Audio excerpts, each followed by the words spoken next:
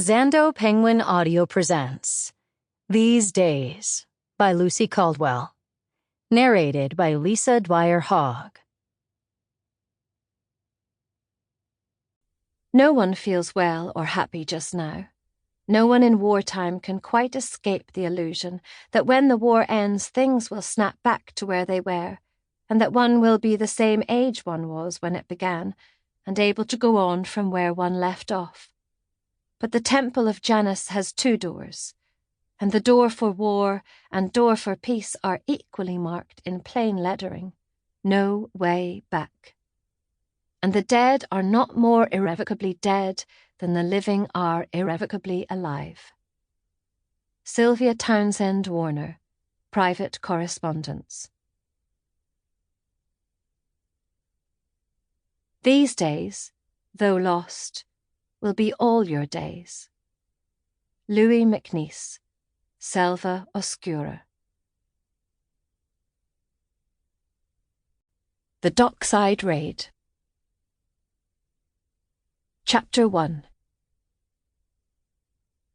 It's Emma who wakes first.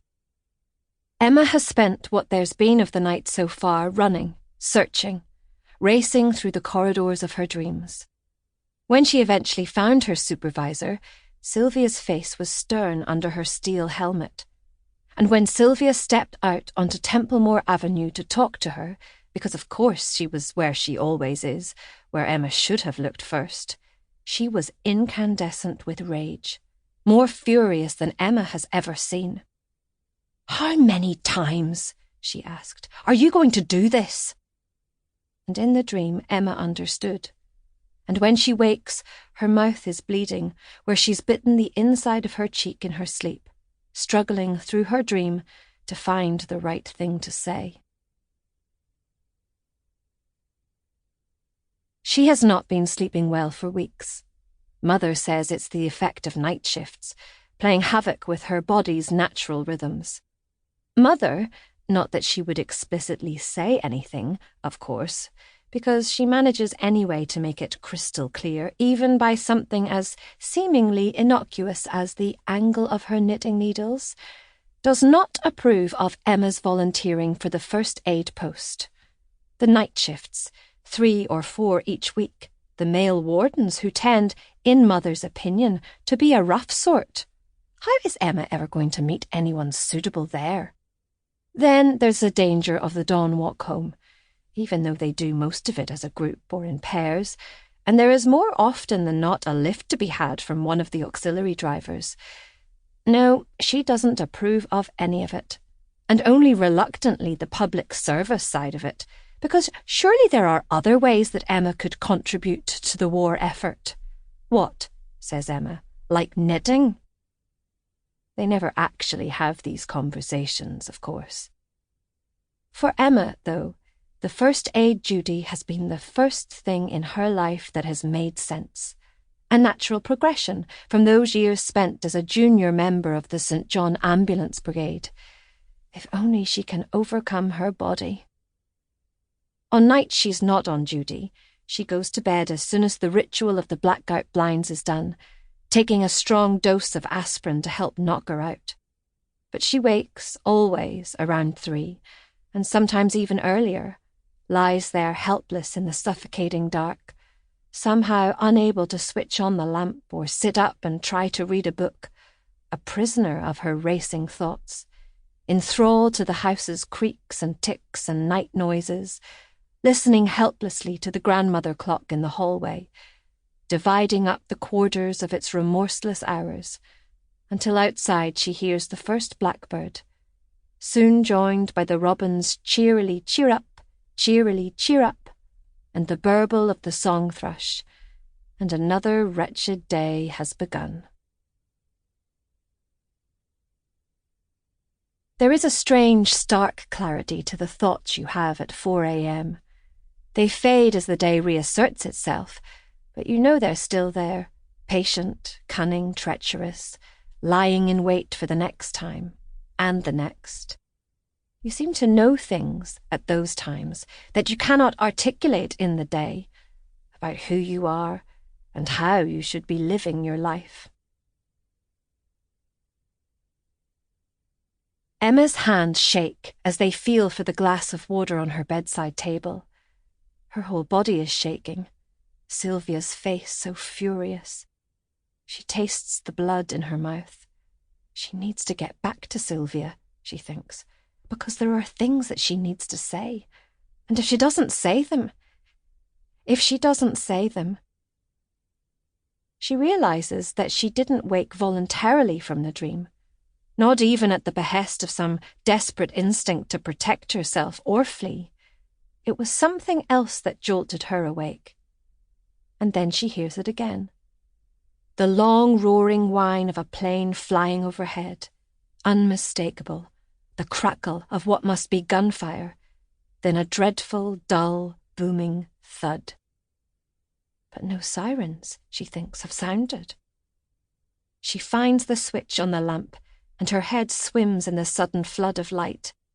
Wincing, she makes out on her wristwatch that it is just after midnight. She gets up, goes to her window, ducks in between the curtains, lifts a corner of the blackout blind. Her bedroom window faces east, in the direction of the shipyard, the docks, and she can see that the whole length of where it should be is ablaze, awash with a leaping red light. She pushes her tangled damp hair off her forehead with the back of her wrist.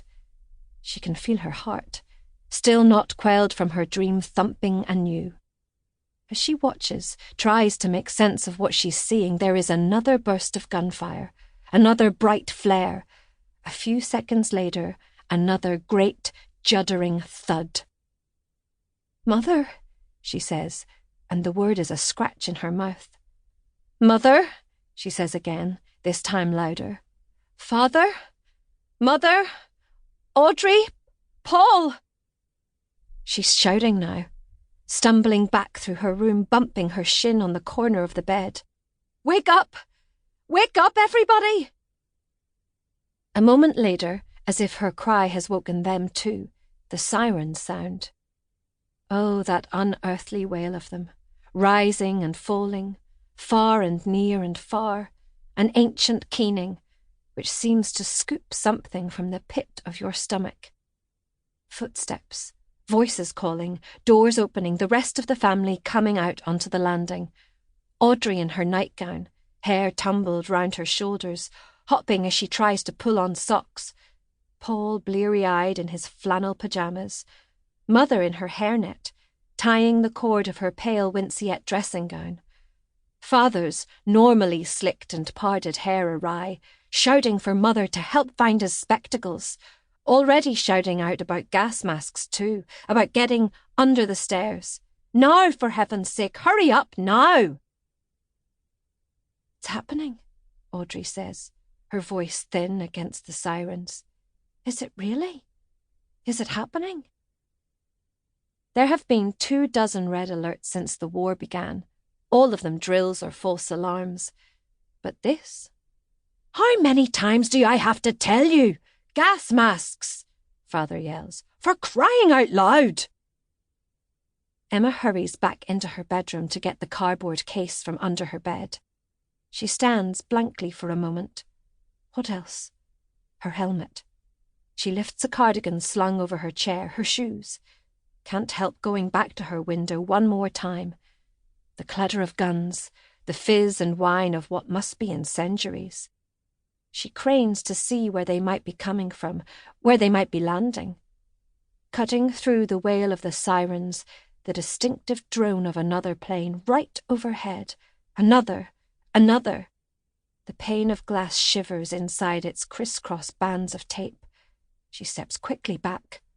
"Downstairs!" Father is guldering. "Now!" "Jeepers!" yells Paul. "The docks! Sydenham Airport!" We should fill up the bathtub, Emma thinks. Her thoughts seem to be coming very slowly, as if there is a lag between her thinking and hearing them. We should fill up the wash basins and the bath. She puts down her armful of things, goes to her wash basin, fills the rubber plug, turns the squeaking handle of the cold tap. The water spurts and gushes. "Emma!" Someone is called. Sample complete. Ready to continue?